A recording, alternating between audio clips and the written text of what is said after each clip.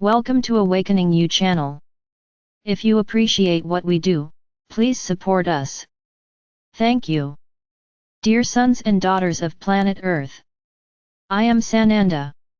I will never tire of repeating that the joy in my heart, of being able to be here once again, is always immense, knowing that I still continue to bring my messages to all of you. Tough times, right? Times of pain and suffering for some. That's how you see it. You tend to look at everything that happens and deep down, believe that everything is a punishment, for everything you have done, for all the sins you have committed. You see it as punishment.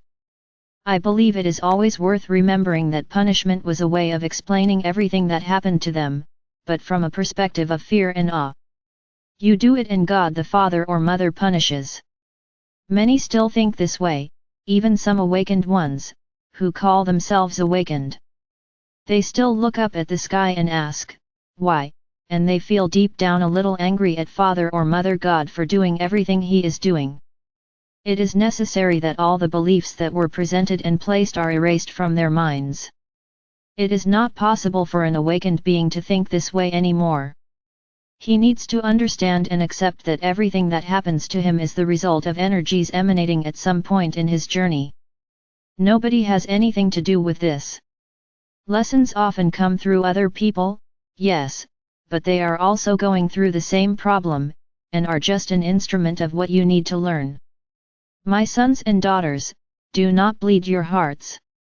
Don't cry unnecessarily. Look at everything and everyone, with eyes of wisdom. And what are eyes of wisdom? They are the eyes of the one who sees everything and understands, that at that moment, that suffering, that pain, could be an opportunity for learning, it could be the execution of something planned, it could be something that soul attracted. I would stay here saying, lots of options. This is seeing with eyes of wisdom. You will never know the real reason, because you barely know your own journey, let alone the journey of others. Minds are a little confused because they are able to see things they have never seen.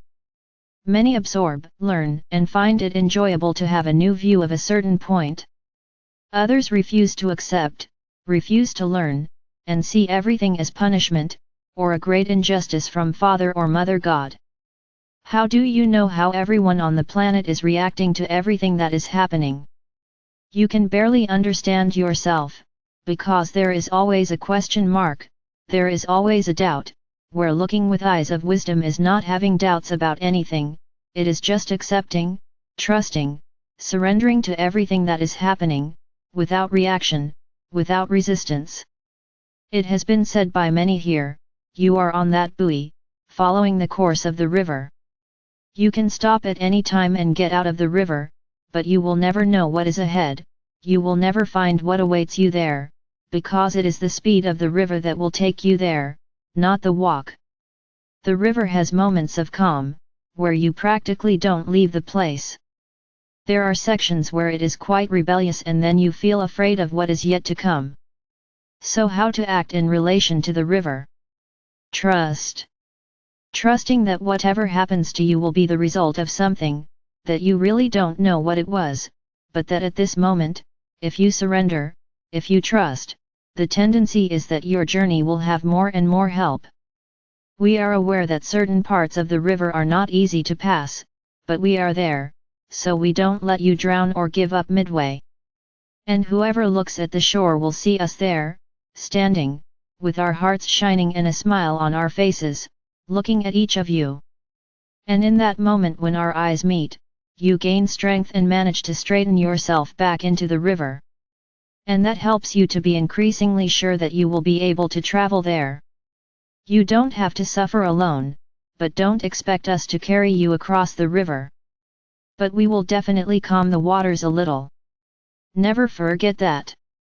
You need to go through the lessons, yes, but you can ask for our help, and we will certainly always have a way to help you without interfering with the lesson. It is not suffering that makes the lesson learned, it is understanding. It is the look of wisdom. So you can see that the journey for each of you is already complex. So why do you insist on wanting to follow other people's journey? Why do you insist on experiencing the suffering of others? You are not looking with wise eyes.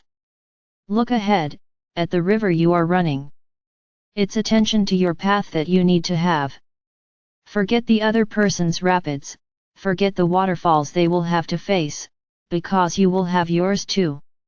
So pay attention to yours. Each one of you who rises, who walks towards the light, increases the light quotient of the planet. The more you enlighten yourself, the more the planet illuminates, and this light is absorbed by those who have no light at all, and by those who are trying to find their own light. So don't think you're not doing anything. Taking care of your walks, you are doing a lot. Because if everyone does this, the planet's light quotient will increase a lot, and help us destroy what is needed. Don't think you are being selfish. Everyone is going through what they need to go through, to learn, to understand what actually needs to be understood. Learn to look at everything with eyes of wisdom. And only then will you be able to cross the rivers on your journey, easily, with a few stumbles, yes, but never forget that we are always on the bank. Just look into our eyes and we will be together, helping you overcome any obstacle.